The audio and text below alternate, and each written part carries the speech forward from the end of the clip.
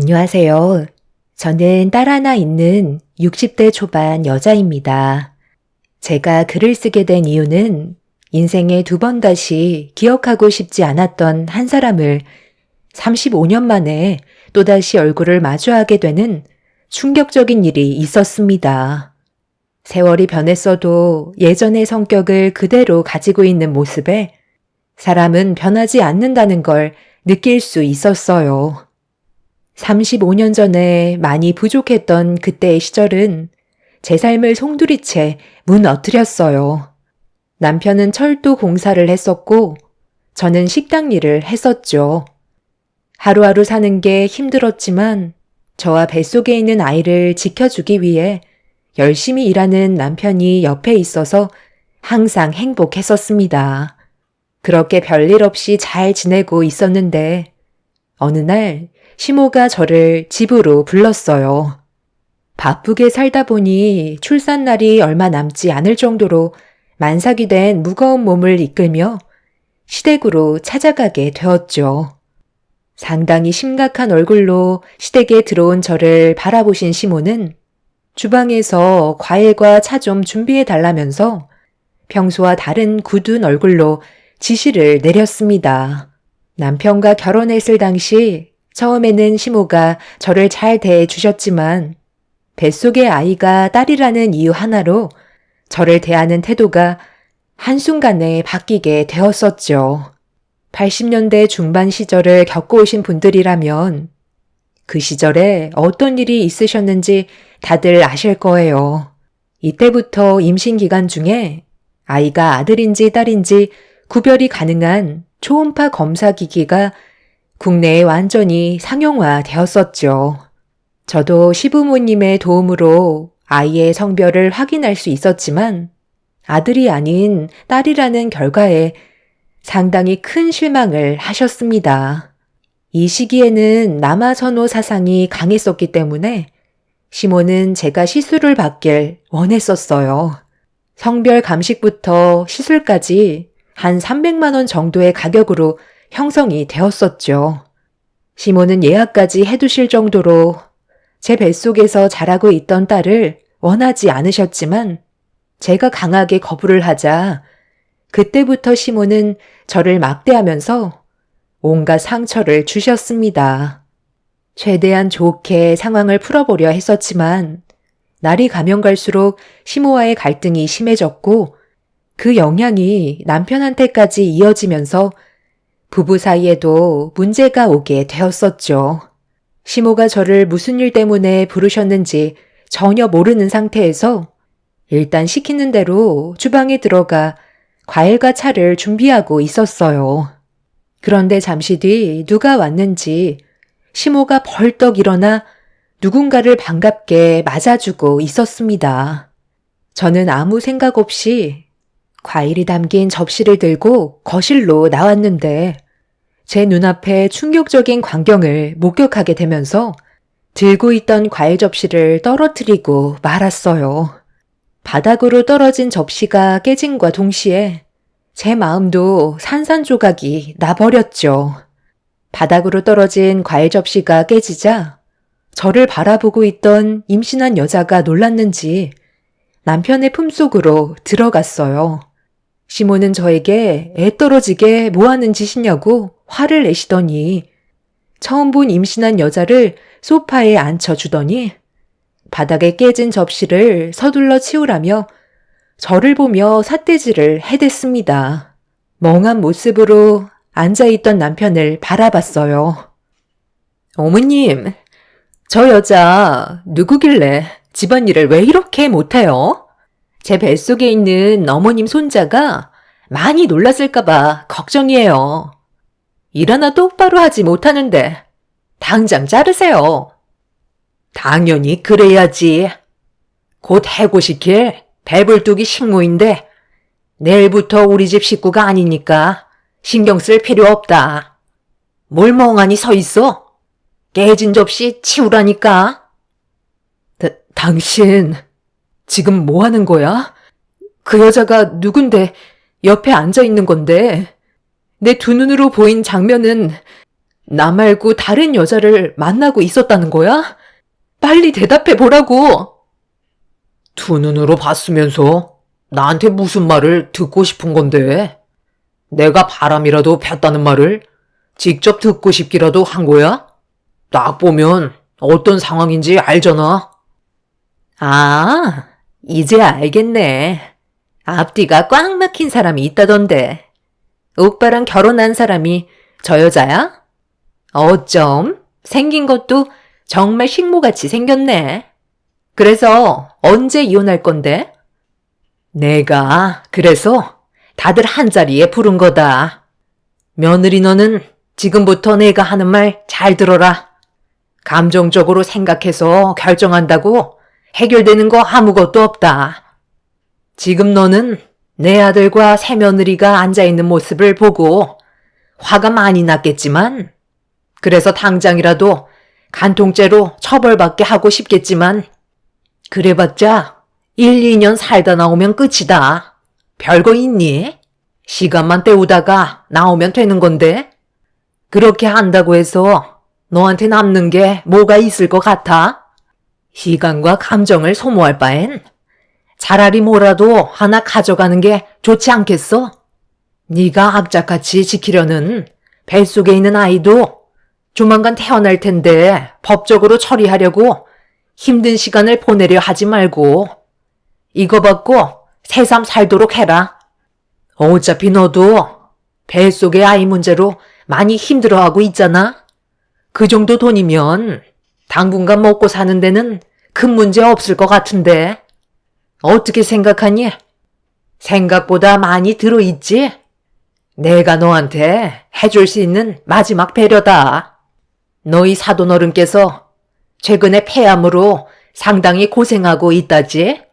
아무래도 탄광 작업을 오래 하셨으니 배에 무리가 많이 오셨겠지.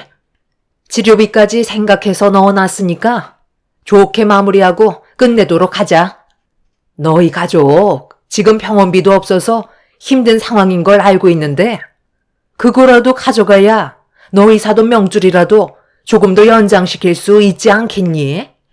혹시나 딴 생각할까봐 하나 더 얘기해 주겠는데 우리 집에 새로 들어올 며느리 집안이 90억 정도의 재산과 상가들을 가지고 있는 재력가 집안이다. 새 며느리가 지금 임신 사실을 숨기고 있다가 나중에 알게 돼서 일이 상당히 복잡해졌거든. 하루빨리 너랑 이혼시키고 새 며느리와 정상적인 관계로 만들길 원하고 계신다. 그런데 네가 간통죄로 소송한다느니 쓸데없이 그 집안 식구들을 불편하게 한다면 어떻게 되는 줄 알지? 너희 집안에 문제가 생기겠지만 네가 시술 안 받고 악착같이 지키려 했던 뱃속의 아이한테까지 문제가 생길 수 있다는 거야. 세상은 말이야. 돈이면 안 되는 게 없어. 지금 같은 시대에 돈만 주면 뭐든 가능하다는 거 알지? 일을 크게 만들지 말라는 거다. 저는 그때 당시 너무 큰 충격을 받아 아무 말도 하지 못하고 있었어요. 상간녀와 남편은 서로 손을 꼭 잡고 저를 바라보고 있었는데 남편의 한쪽 손은 상간녀의 배를 쓰다듬고 있었습니다. 시모는 조건을 받아들일 거면 돈을 가지고 가면 되는 거고 모든 불이익을 안고 제가 하고 싶은 대로 밀고 나갈 생각이면 곧바로 일어나서 나가면 된다고 하시길래 저는 시모가 건넨 돈을 들고 밖으로 나올 수밖에 없었습니다. 제가 할 수 있는 건 남편의 뺨을 세차게 내려치는 것밖엔 아무것도 없었어요. 그 사람들을 저 혼자 상대할 수 있을 만큼 자신도 없었을 뿐더러 뱃속의 아이한테까지 문제가 생길까봐 걱정이 많았죠. 더군다나 아빠의 병원비 하나 제대로 해결하지 못하는 저희 집안 형편에 시모가 내밀었던 위자료는 선택의 여지가 없었습니다. 남편에게 배신을 당했고 상간녀가 보는 앞에서 온갖 치욕을 당했지만 지금 당장의 분노가 아닌 현실을 바라봐야만 했고 돈을 들고 나가는 저를 보면서 시모와 상간녀는 뭐가 그리 좋은지 제 뒷모습을 보면서 깔깔거리며 웃고 있었어요.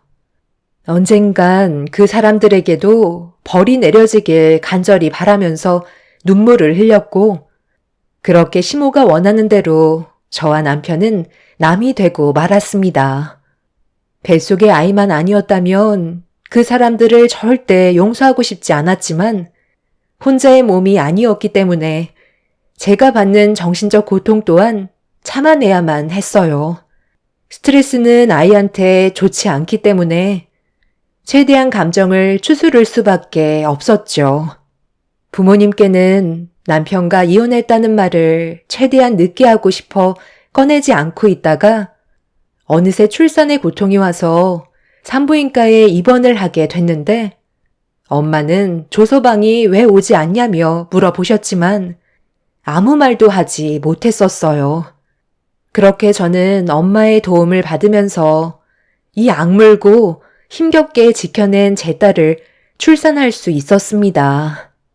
제 품속에 그토록 기다리던 아이가 안기자 시모와 남편이 뱃속에 있는 아이가 딸이라는 말에 시술을 하자고 했을 때 거부하면서 지켜내길 정말 잘했다고 생각했었어요.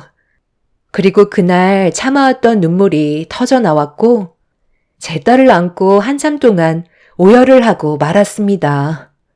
출산을 한 이후 엄마는 산부인과에 찾아오지 않는 남편에 대해 계속 물어보시길래 이혼을 하게 됐다며 제가 겪었던 일들에 대해 설명을 했어요. 그리고 시모에게 받은 돈으로 아빠의 병원비까지 전부 납부했다며 최선의 선택을 한 거라고 침착하게 대화로 풀어나가자 엄마는 땅을 치며 눈물을 흘리셨습니다. 많이 부족한 부모의 잘못이라며 원통해 하시는데 그 모습을 보는 저도 너무 마음이 안 좋았어요. 돈만 아니었다면 그 사람들을 용서해 주고 싶지 않았으니까요. 그렇게 엄마와 저는 세상 밖으로 태어난 아이를 키우기 위해 열심히 살아왔어요. 시모가 준 돈으로 어느 정도 시간을 벌 수가 있었고 저는 악착같이 일과 육아를 병행하면서 제 딸을 키웠습니다. 식당에서 오랜 기간 일을 해왔던 저는 식당 사장님과 사모님이 제 사정을 전부 다 알고 있어서 배려를 많이 해주셨고 어려워질 수 있는 상황들을 천천히 헤쳐나가고 있었죠. 그런데 어느 날 전 남편이 제가 일하는 식당으로 찾아왔어요. 2번 다시 얼굴을 볼 일이 없을 줄 알았는데 무슨 일 때문에 식당에 왔는지 알지 못했지만 대화조차 섞고 싶지 않아 당장 나가라고 소리를 지르면서 밖으로 내쫓아 버렸습니다. 잠깐만 기다려봐. 내가 오고 싶어서 온 줄 알아? 나도 할 말이 있으니까 온 거라고. 지금 어떤 일이 벌어졌는지 알기나 해? 당신 장인이 우리 집에 와서 지금 난리도 아니야. 당장 가서 네가 말려. 살 날 얼마나 남았다고. 병원에 박혀 있으면 되지. 왜 기어 나와서 행패를 부리는 거야? 우리가 얼마나 놀랐는지 알아? 우리 아빠가 거기에 왜 가는데? 분명 아침까지도 병원에 누워 계셨는데 내가 당신 말을 어떻게 믿어? 그동안 나를 감쪽같이 속이고 이중생활을 하고 있었잖아. 그럼 내가 당신한테 무슨 볼 일이 있다고 찾아왔겠소? 최대한 빨리 서두르는 게 좋을 거야. 우리 집에 경찰까지 쫙 깔린 거 알아? 상당히 심각한 상황이라고. 남편이 하는 말을 듣고 계셨던 사장님은 서둘러 시댁에 가보는 게 좋을 것 같다면서 제 딸을 대신 돌봐주시겠다며 재촉하셨어요. 믿기 어려웠지만 이런 일로 남편이 저에게 거짓말을 할 것 같지는 않아 뒤따라 가게 되었고 시댁에 도착하니 경찰들이 집 앞에서 대기하고 있었습니다. 그리고 현관문 앞에 엄마가 아빠를 부르고 계셨어요. 아빠는 시모를 절대 용서하지 않겠다면서 어차피 살 날 며칠 남지 않았다고 더욱더 난리를 치셨죠. 엄마와 저는 아빠에게 남편과 이혼을 한 걸 비밀로 하고 있었어요. 건강 상태가 악화가 되실까봐 최대한 신경 쓰지 않게 해드리고 싶었지만 아빠가 한참 동안 사위가 병원에 오지 않는 것 때문에 신경이 쓰이셨는지 엄마한테 물어보시다가 이혼까지 하게 된 걸 알게 되었고 시모가 저에게 했던 모든 일들까지 전부 밝혀지게 되었죠. 저와 엄마는 아빠를 설득하려 했지만 이미 이성을 잃어버리셨는지 난리를 치셨고 남편까지 시댁으로 들어오라고 소리를 치시며 분노하셨습니다. 나는 최대한 조용히 해결할 수 있는 방법을 선택한 것 뿐이라고요. 몸도 좋지 않은 양반이 왜 여기까지 찾아와서 난리를 치는 건데? 당장 돌아가세요. 어른이면 어른답게 행동을 해야지. 아들놈 하나 제대로 간수 못해서 이런 사태를 만들어? 당연히 내 딸을 감싸줘야 되는 거 아니야? 그럴 거면 뭐하러 결혼을 허락한 건데? 뱃속의 아이가 딸이면 더 이상 필요 없다는 거야? 자네도 빨리 안 들어와? 오늘 아주 끝장을 볼 거라고. 너희들이 준 돈으로 내가 치료를 받을 것 같아? 우리 딸 인생 망친 놈들이니까 똑같이 망가져야 되는 거라고. 왜 너희들만 잘 살아야 되는 건데? 돈 좀 있다고 사람을 이렇게까지 막대해도 된다는 거야? 고작 돈 몇 푼으로 보상이라고 생각하는 건 아니겠지? 세상 떠나는 거 외로웠었는데 이참에 아주 잘 됐네. 너희들도 오늘 나랑 함께 갈 줄 알아? 아빠, 그만하세요. 이렇게까지 하셔도 달라지는 건 없어요. 오히려 저희만 피해를 보게 되는 거라고요. 저도 저 사람들을 망가뜨리고 싶지만 저희가 할 수 있는 건 이게 최선이에요. 저는 아빠가 다시 건강한 모습으로 돌아오셨으면 좋겠어요. 더 이상 일을 크게 만들지 마세요. 저랑 엄마도 생각하셔야죠. 아빠는 이미 제 말이 귀에 들어가지 않았어요. 시댁 집안 사람들을 용서해주고 싶어 하지 않으셨죠. 한참 동안 실랑이를 벌이고 있는데 몰래 시댁에 들어간 경찰들이 아빠를 제압하면서 상황을 겨우 마무리할 수 있었습니다. 아빠는 시모의 팔을 끝까지 잡고 계시면서 같이 떠나자며 난리를 치시다가 극도로 스트레스를 받으신 건지 갑자기 숨을 거칠게 내쉬셨어요. 호흡곤란이 오셨는지 안색이 안 좋아지셨고 발작을 일으킨 모습을 본 경찰분들께서 아빠를 급하게 병원으로 옮겼지만 가는 도중에 세상을 떠나시고 마셨습니다.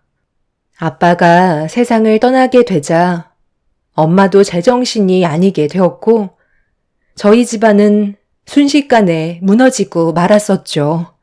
엄마와 저는 아빠를 잃은 슬픔에 오열을 하면서 장례를 치르고 있는데 갑자기 건장한 남자들이 장례식장 안으로 들어왔어요.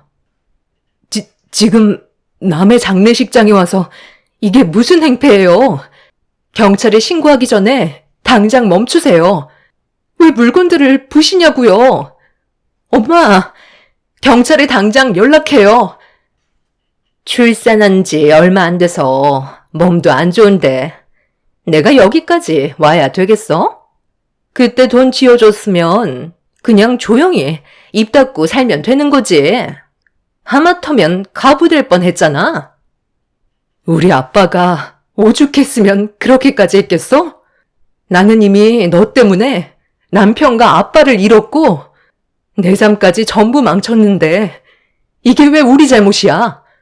아무리 그래도 사람이 세상을 떠났는데 장례식장에서 이러는 건 정말 아니지 않아?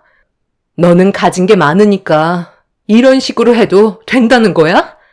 당장 이 떨거지들 데리고 내 눈앞에서 사라지라고. 한 번만 더 내 눈에 거슬리는 행동을 한다면 그땐 너도 그렇고 네가 지키려던 자식까지 전부 다 세상 빛을 못 보게 할 줄 알아. 알겠어? 상간녀는 저에게 마지막 경고라면서 건장한 남자들을 시켜서 아빠의 장례식장에 물건을 전부 다 던지고 부순 뒤 돌아갔어요. 엄마는 상간녀의 행동을 보고 충격을 받으셨는지 넋이 나간 얼굴로 눈물을 흘리시며 훼손이 된 영정 사진을 끌어안으셨습니다. 엄마는 그날 이후 정신에 문제가 생기셨는지 정상적인 생활을 하지 못하셨고 제가 모든 걸 짊어져야만 했어요. 식당 사장님의 도움이 없었다면 힘든 삶을 버티지 못하고 포기할 뻔했지만 저희 가족을 많이 도와주셔서 힘들게 버틸 수 있었고 어느 정도 시간이 지나면서 엄마도 다시 정상으로 돌아오실 수 있었습니다. 어느 정도 삶의 안정을 찾게 된 이후 저희 식구는 다른 지역으로 이사를 갔어요. 안 좋은 기억들이 많은 곳에서의 생활은 좀처럼 좋아질 수 없었기 때문에 새로운 지역에서 새 출발하기로 결정하게 되었었죠. 그렇게 엄마와 함께 제 딸을 키우며 정신없이 살아오다 보니 이사도 수십 번 하게 되었고 상황에 맞게 최선을 다해 살아왔었어요. 없이 살면 몸이 고생한다고 엄마도 아빠의 곁을 따라가고 싶으셨던 건지 저와 제 딸만 바라보면서 살아오시다가 췌장암을 이겨내지 못하시고 끝내 세상을 떠나고 마셨습니다. 결국 저는 딸과 단둘이 이 험한 세상을 살아가야만 했고 무럭무럭 자라는 딸을 위해 앞만 보며 달려왔었습니다. 그렇게 과거의 아픈 기억들을 뒤로한 채 눈앞에 보이는 딸의 인생은 꼭 성공시키고 싶어서 모든 걸 쏟아 부었고 그런 희생을 딸도 알았는지 제 희생이 헛되지 않게 열심히 노력했어요. 그리고 그 결과 딸은 의사가 될 수 있었고 열심히 노력한 결과 딸이 성공한 모습을 보니 더 이상 바랄 게 없었어요. 앞만 보며 달려오다 보니 어느새 제 나이는 60이 되어버렸고 딸도 30대 중반을 넘어가게 되었죠. 아픈 기억들도 있었지만 모든 걸 이겨낸 결과가 좋아서 딸과 사는 게 하루하루 행복했었어요. 제일 큰 문제는 아무래도 결혼 문제였죠. 딸은 제가 혼자가 되는 걸 원하지 않는다며 결혼하고 싶은 마음이 없다고 고집을 부리고 있었죠. 딸의 인생이니 제가 깊게 관여하고 싶지 않았지만 저로 인해 딸의 인생에 피해가 갈까봐 또 다른 걱정거리가 생기게 되었죠. 그래서 저녁에 딸과 함께 외식을 하면서 앞으로의 계획에 대해 대화를 좀 해보고 싶어 딸이 근무하는 병원에 들렸는데 그곳에서 전혀 상상조차 해본 적 없었던 일이 눈앞에 펼쳐지고 말았습니다. 엄마, 여기에요. 저 곧 퇴근하니까 잠시만 기다리세요. 환자분 좀 다시 병실로 모셔드린 뒤 나올게요. 오시는데 힘들거나 하진 않으셨죠? 퇴근 시간이라 차가 좀 막히긴 했는데 그래도 집이랑 가까워서 오래 걸리진 않았어. 저기 벤치에 앉아 있을 테니까 천천히 준비해서 나오면 되겠다. 잠깐만. 이게 누구야? 우리 서로 구면이지 않아요? 잠깐 얼굴 좀 봐봐요. 내가 다른 건 몰라도 기억력 하나는 기가 막히거든. 어머나, 너 정임이 아니니? 엄마, 아시는 분이세요? 제가 담당하는 병실에 입원해 계신 환자분이세요. 저한테 얼마나 잘해주시는데요. 지금 위암으로 고생 중이시긴 한데 그래도 노력하시면 좋은 결과가 올 수 있다는 희망 하나로 지금까지 이겨내고 계시거든요. 그런데 어떻게 서로 알고 계신 거예요? 저한테도 얘기 좀 해주세요. 그럼 우리 친절한 의사 선생님이 정임이 딸이라는 거야? 아니, 살다 보니 이런 일도 다 생기네. 내가 그동안 인생을 헛살지 않은 것 같다. 의사 선생, 내가 친할미야. 어쩐지 정이가고 누구랑 많이 닮았다 했는데 내 아들과도 아주 빼다 박았구만. 좀 있다가 내 아들 온다고 했으니까 얼굴이나 좀 보고 가지 그래. 살다 보니 정말 별일 다 겪네요. 2번 다시 보고 싶지 않았는데 어떻게 여기서 만날 수가 있죠? 쓸데없는 일 만들지 말고 그만 돌아가시죠. 선아야, 여기서 병실까지 너 말고 다른 사람 시키면 안 되니? 우리는 저 사람과 마주치면 안 되는 사이거든.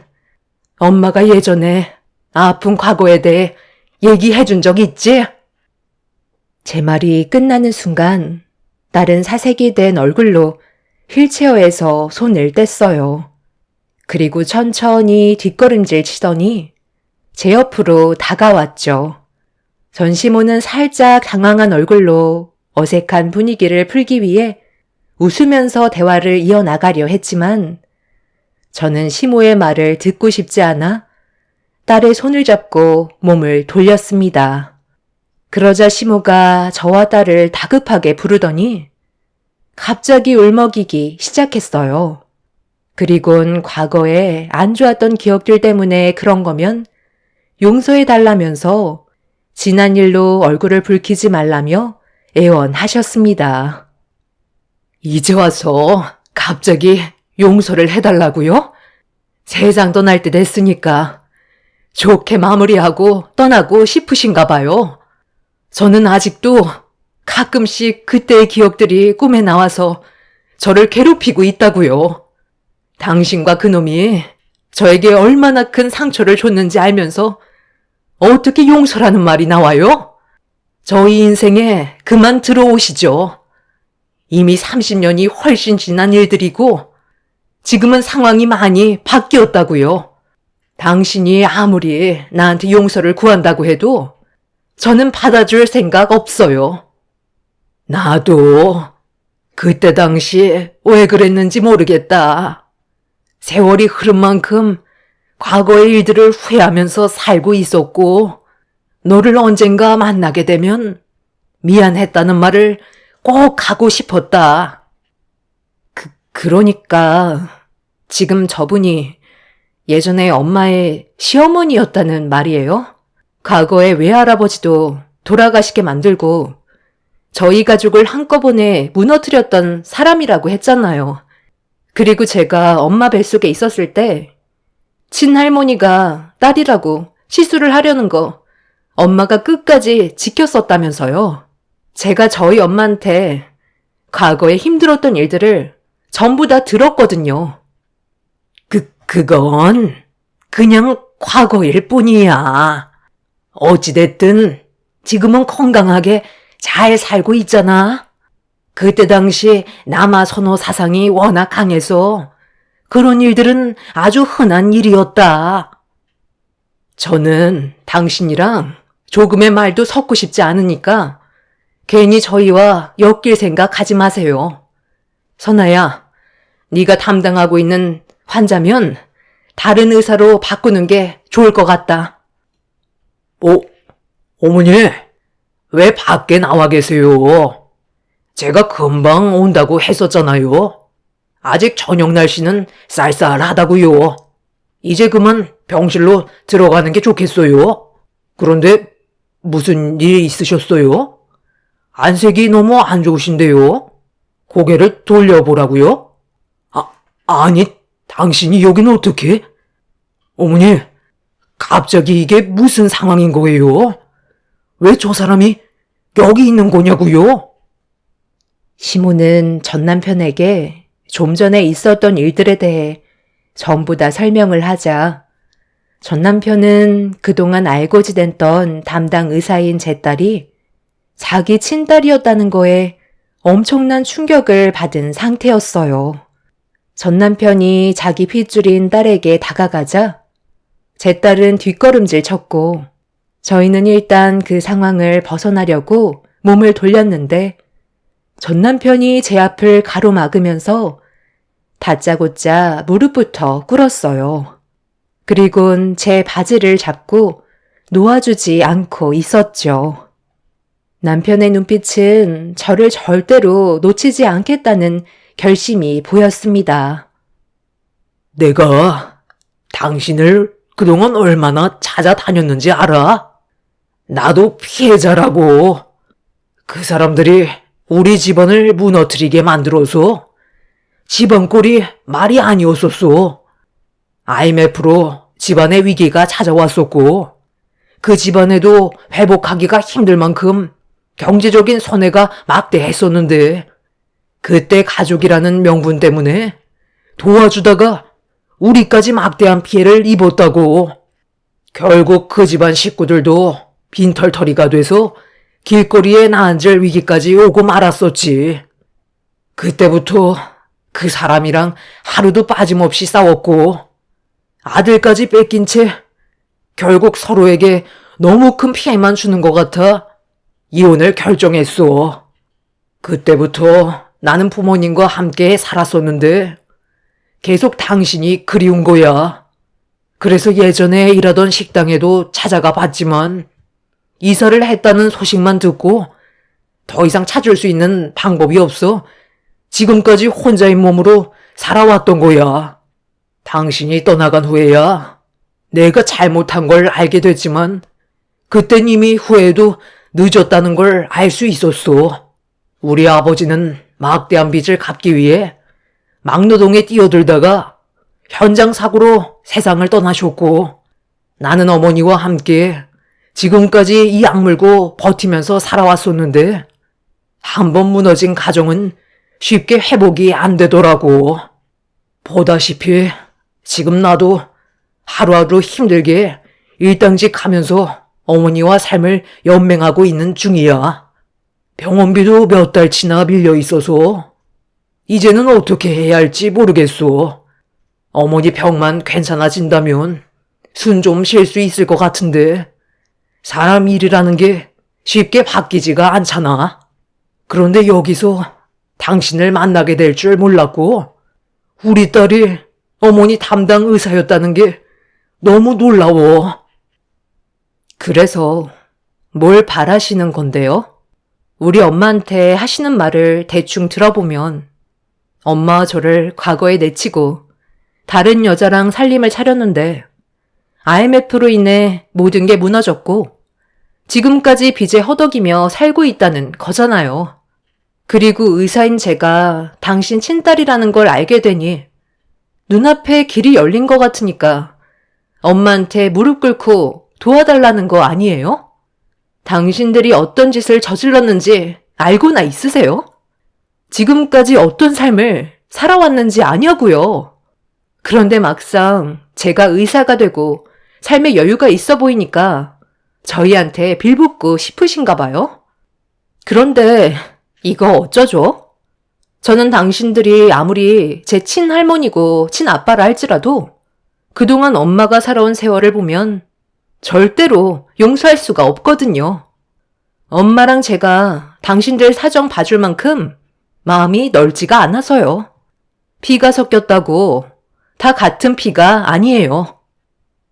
시모는 제 딸의 반응에 많이 놀랐는지 입을 다물지 못했어요. 시모와 남편이 갑자기 저한테 빌붙으려는 이유를 딸도 알고 있는 것 같아 보였죠. 시모는 딸의 상상도 못한 반응에 몸부림치면서 친할머니한테 어떻게 그럴 수 있냐고 분노하셨어요. 하지만 딸은 눈 하나 깜빡하지 않았고 그날 이후 딸은 시모의 담당을 다른 의사로 변경을 하게 되었습니다. 저희 가족의 삶과 다르게 전 시모와 남편의 삶은 180도 달라진 상태였어요. 하루하루 사는 게 힘들 정도로 심각해 보였죠. 그 사람들이 무너진 모습을 보니 제 속이 다 후련하더라고요. 문제는 그 사람들이 제 딸이 성공한 모습을 보고 계속 접근을 시도하고 있는 중입니다. 그래서 제 딸은 더 조건이 좋은 다른 병원으로 옮기려고 생각하고 있어요. 친아빠의 얼굴을 처음 본 딸은 자기 아빠에 대한 분노만 남아있던 상태였죠. 이런 일이 있고 난 이후 전 시모의 건강 상태가 심각해졌다는 소식을 들을 수 있었어요. 과거에 저를 내쳤으니 그에 따른 벌을 받는 건 당연하다고 생각해요. 평생 빚에 쪼들려 자신이 저지른 과거의 행동들이 얼마나 잘못된 건지 뉘우치며 살아갔으면 좋겠어요. 전 남편이 제 딸에게 금전적인 요구를 하지 못하도록 방법을 생각해 봐야 될 것 같아요. 벼랑 끝에 몰리면 눈에 보이는 게 없다잖아요. 안 좋은 일이 터지기 전에 제가 먼저 손을 써야 될 것 같긴 합니다. 이런 일이 생겼을 때 어떻게 처리를 하면 좋을지 변호사와 상담을 해봐야 할 것 같아요.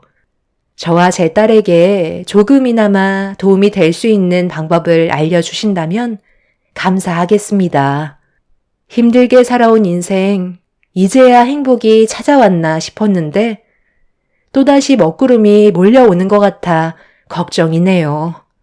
제 사연을 들어주신 분들의 가정은 행복만 가득하시길 바랍니다. 감사합니다. 안녕하세요. 저는 30대 후반 여자입니다. 정신없던 한 해가 지나가고 2022년이 다가왔네요. 많은 분들께서 새해가 되면 목표하신 것들이 이루어지길 바라고 그것을 향해 달려가실 텐데요. 저 또한 그래왔고 지금도 작년과 변함없이 잘 될 거라는 희망을 가지고 살아오고 있습니다. 새해가 됐다고 해서 바뀐 건 없지만 분명 좋아질 수 있을 거라 믿고 있습니다. 저는 남편과 꽤 오랜 시간 연애를 하고 결혼을 했는데요. 연애를 많이 해본 건 아니지만 이 사람과 함께 지내는 시간 동안 정말 행복했고 앞으로 남은 인생길을 같이 걸어가고 싶었습니다. 그래서 결혼을 목적으로 인사를 드리고 시부모님께서도 정말 좋아해 주셨어요. 처음 보자마자 하루빨리 결혼식을 진행하길 원하셨죠. 시부모님 두 분 다 너무 밝으신 성격을 가지고 계셔서 저와도 잘 맞는 것 같아 앞으로 큰 문제 없이 결혼 생활을 이어나갈 수 있을 것 같았습니다. 그렇게 양가 집안 상견례를 마치고 결혼식까지도 걸림돌 하나 없이 매끄럽게 진행이 되었죠. 그런데 결혼식을 올린 뒤 말도 안 되는 일들이 제 눈앞에 펼쳐지기 시작했어요. 정말 믿을 수가 없었고 눈앞이 캄캄해서 삶에 대한 희망까지 잃어버릴 정도였습니다. 제가 여러분들께 최근 3개월간의 기록을 전부 다 설명드릴 수는 없지만 겪었던 시간들에 대해 최대한 자세히 풀어보도록 할게요. 결혼하고 최근 한 달은 정말 행복했었어요. 제가 꿈에 그리던 삶이었고 눈 뜨고 눈을 감을 때까지 사랑하는 사람이 제 앞에 있다는 게 실감이 나지 않았습니다. 남편도 좋은 사람이고 시부모님께서도 저를 딸처럼 대해주셔서 저 또한 잘하려고 많은 노력을 했었어요. 시댁 집안이 못 사는 형편은 아니라서 금전적으로는 부유한 편입니다. 그런데 한 달이 지난 시점에 저를 아껴주시던 시부모님의 행동이 조금씩 이상해지기 시작했어요. 주말에 시댁에 인사를 드리러 가도 얼굴빛이 어두우셨고 뭔가 불만이 가득해 보이셨죠. 처음 겪어보는 분위기라 어떻게 해야 할지 몰라 조심스럽게 입을 열었어요. 어머님, 요즘 안 좋은 일이라도 있으신 거예요? 아버님도 그렇고 평소와 분위기가 너무 다르셔서요. 제가 혹시 아버님 어머님께 실수라도 한 게 있는 거예요? 아니면 어디 편찮으신 곳이라도 있으신 건 아니죠? 저 왔는데 별 말씀도 없으시고 걱정돼서요. 네가 애니? 딸처럼 대해줬다고 해서 얘가 아주 시부모를 지 부모처럼 생각하고 있네. 너는 시댁이 편하니? 어머님, 그게 아니고요. 혹시 제가 실수한 게 있으면 말씀해 주셔야 앞으로 조심할 수 있으니까요. 저는 단 한 번도 아버님, 어머님을 저희 부모님처럼 편하게 생각한 적 없어요. 항상 조심하고 최대한의 예의를 갖추려고 노력했는걸요. 그래서 서운하다 이거니? 네가 내 아들과 결혼을 했고 이제 정식적으로 며느리이면 품위 있게 행동을 해야지. 아직까지 연애 때의 분위기를 버리지 못한 거야? 우리 집안이 그렇게 가벼워 보이디? 결혼하고 한 달이 지났는데도 아직까지 분위기 파악을 못하는 거야? 아니면 원래부터 눈치가 없는 거야? 며느리면 며느리답게 행동해야지. 어떻게 된 게 품격도 없고 하는 짓도 왜 이렇게 싸 보이는지 누가 보면 술집 여자인 줄 알겠네. 연애 때나 어머님이 먹히는 거지. 정식 며느리가 됐으면 남들 시선도 중요하게 생각해야 되는 거야. 내가 주변 사람들한테 술집 여자를 며느리로 들였냐는 그런 말을 들어야 되겠어? 너한테 싼 티가 흐르다 못해 넘쳐 보인단다. 적은 나이도 아니고 40을 바라보는 나이나 돼서 자기가 20대인 것 마냥 행동하면 되겠니? 네 직업에 맞게 처신하라는 거야. 무슨 말인지 알아듣겠어? 사람의 첫 이미지가 얼마나 중요한데 어딜 갈 때마다 그런 소리를 들어야 하니 내 속이 좋겠니? 이런 기분에 무슨 저녁을 먹겠어? 입맛도 싹 가셨다. 다음부턴 집에서든 밖에서든 나한테 앵기지 말고 거리를 두고 걷도록 해라. 그리고 옷차림도 웬만하면 정숙하게 입도록 하고 한 번만 더 살갑게 굴면 눈물을 쏙 빼놓을 줄 알아. 시부모님의 거침없는 말투와 표정들은 저를 당황스럽게 만들었어요. 분명 결혼 전에는 살갑게 다가가는 제 성격이 마음에 들고 집안의 분위기를 살린다며 좋아해 주셨었는데 갑자기 변하신 모습으로 저를 대하셔서 아무 말도 하지 못한 채 멍하니 시부모님을 바라볼 수밖에 없었죠. 마음에 들지 않는 부분들이 계시다면 그것 또한 고쳐야 앞으로의 결혼 생활에 문제가 없을 것 같아 제가 하고 싶은 말을 뱉기보다 앞으로 조심하겠다며 고개를 떨궜습니다. 시모는 시댁에 온 지 1시간도 되지 않은 저희 부부에게 이런 분위기로 얼굴 보며 같이 식사할 수 없다고 집으로 돌아가길 원하셨어요. 남편도 안 좋은 분위기를 살피는 듯 저에게 돌아가자며 눈치를 줬고 어쩔 수 없이 집으로 돌아오게 되었죠. 그리고 집에 가는 동안 차 안에서 너무 서러워 닭똥 같은 눈물을 쉬지 않고 쏟아내고 말았습니다. 결혼 한 달 만에 시부모님께 상처되는 말들을 듣게 될 거라곤 전혀 상상하지 못해서 너무 서러웠던 것 같아요. 남편도 자기 부모님이 이렇게까지 남의 시선을 예민하게 생각하고 있을 거라곤 예상하지 못했다면서 제 눈치를 살피고 있었네요. 그렇게 집으로 돌아와서도 서운한 마음은 쉽게 가라앉지 않았고 그날 이후 시부모님과 만나는 자리가 생기면 예전과 다른 모습으로 행동을 하게 되었습니다. 최대한 신경에 거슬리지 않게 거리를 두고 말 한마디도 입 밖으로 꺼내기 전에 한 번 더 생각한 뒤에 대화를 이어나갔습니다. 너무 달라져 버린 시부모님의 무뚝뚝한 모습은 저를 숨막히게 만들었어요. 제 성격이 원래 밝고 부침성이 좋아서 남들보다 정을 빨리 붙이는 편인데 시부모님께서는 그런 제가 애초부터 부담스러우셨던 것 같아 보였어요. 그래서 원래 성격을 억누르고 생활을 해야 되다 보니 결혼 생활에까지 지장이 생기고 말았습니다. 남편의 성격은 제 말을 들어주는 편이라서 말을 하지 않으면 거의 입을 열지 않는데 그런 성격 자체가 어느 순간부터 싫게 다가오더라고요. 당신은 나한테 관심이 없는 거야? 어떻게 된 게 내가 말을 붙이기 전까지 아무 말도 하지 않아? 요즘 나 너무 우울해. 내가 최근 들어 일 때문에 많이 바빠서 당신을 제대로 신경 못 써서 서운한 거야? 그런데 나도 워낙 할 일이 많잖아. 이런 건 이해해줘야지. 당신이 요즘 우리 부모님 때문에 신경이 날카로워진 것 같은데 당신이 좀 이해해줘. 뭘 이해해달라는 거야? 이게 사는 거야? 내가 원하는 결혼 생활은 이런 게 아니었다고. 시부모님 얼굴 뵙고 싶지도 않아. 어떻게 결혼 전과 후가 이렇게까지 다른 거야? 결혼 전에는 내가 너무 이쁘다고 살갑게 대해주시더니 지금 봐봐. 어머님이랑 아버님이 나한테 눈 한 번을 마주치지 않으셔. 조심스럽게 말을 붙여도 대충 대답하시고 더 이상 말도 안 하시잖아. 원래 좀 무뚝뚝하신 걸 어쩌겠어. 남들 시선이 중요하시다잖아. 당신도 너무 기분을 업시키지 말고 차분한 모습을 보여줘봐. 솔직히 내가 봐도 당신 너무 정신없어. 나는 오히려 지금이 딱 좋아 보이는데? 너무 말이 많아도 수준 낮아 보이잖아. 뭐? 수준이 낮아 보인다고? 지금 말 다 했어? 어떻게 당신이 나한테 그런 말을 할 수가 있어? 이제는 당신까지 나를 무시하는 거지? 내가 잘하려고 노력하고 있는 걸 알면서 그런 식으로 자꾸 얘기할 거야? 그래서 나랑 결혼한 거 후회라도 한다는 거야? 나 좋다고 따라다닐 땐 언제고. 이제 결혼도 했으니까 끝났다 이거지?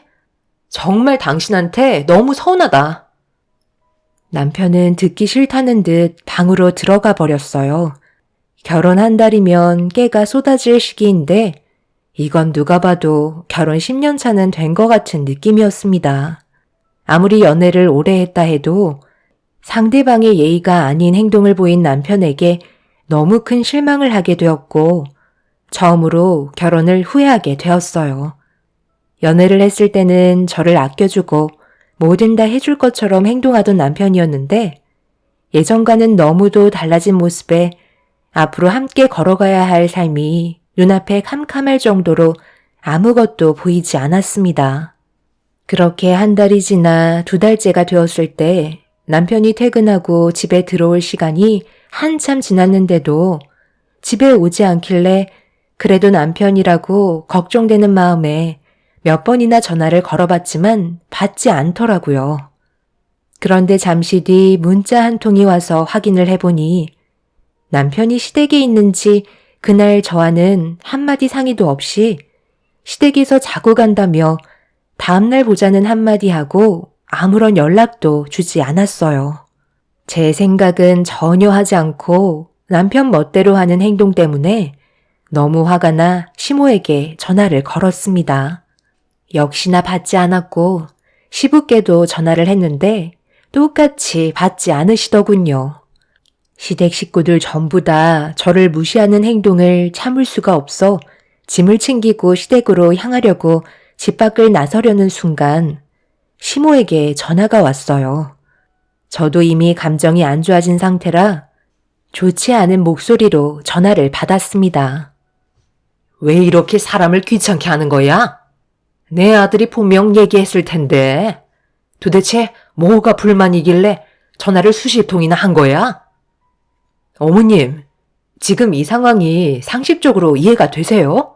제가 이상한 거예요? 어떻게 한마디 말도 없이 문자 한 통 보내놓고 집에 들어오지 않겠다고 하면 누가 이해를 해주겠어요? 왜 어머님 댁에서 하루를 보내야 하는 건지 말도 해주지 않았잖아요.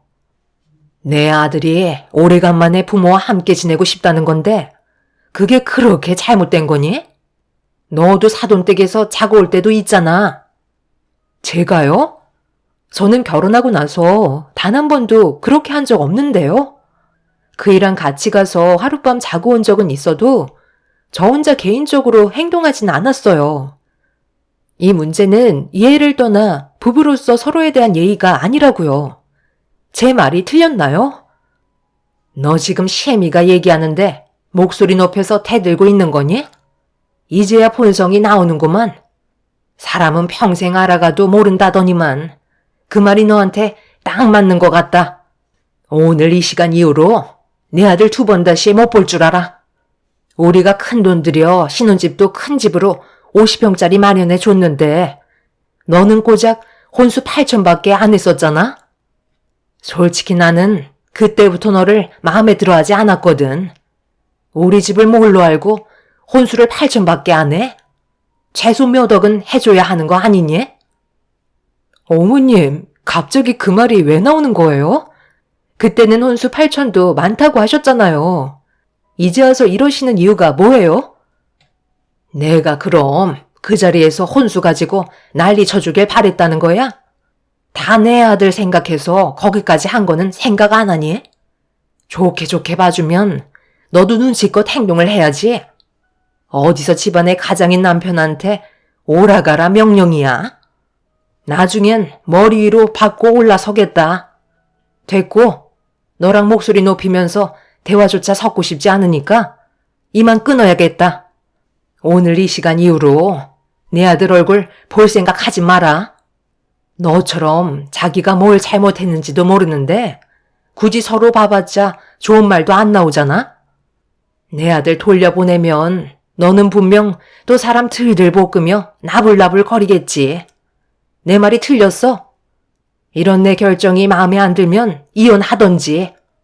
그게 싫다면 내 기분 풀릴 때까지 잠자코 있어라. 알겠니? 나는 너에게 결정권을 준 거야. 이혼을 하던지 아니면 지금처럼 그 넓은 집에 너 혼자 살던지 둘 중 하나 선택하면 되는 거다. 내 아들도 결혼한 걸 얼마나 후회하는지 아니? 시모의 억지가 저를 미쳐버리게 만들었어요. 도저히 대화가 통하지 않았고 왜 이런 행동을 하시는지도 이해할 수가 없었습니다. 더군다나 남편까지 생각지도 못한 돌발 행동을 저지르니 제가 어떻게 처신을 해야 할지 모르겠더라고요. 그날 정말 많은 고민에 빠지게 되었습니다. 결혼 2달 만에 이렇게까지 위태로워질 거라고 누가 상상을 했겠어요.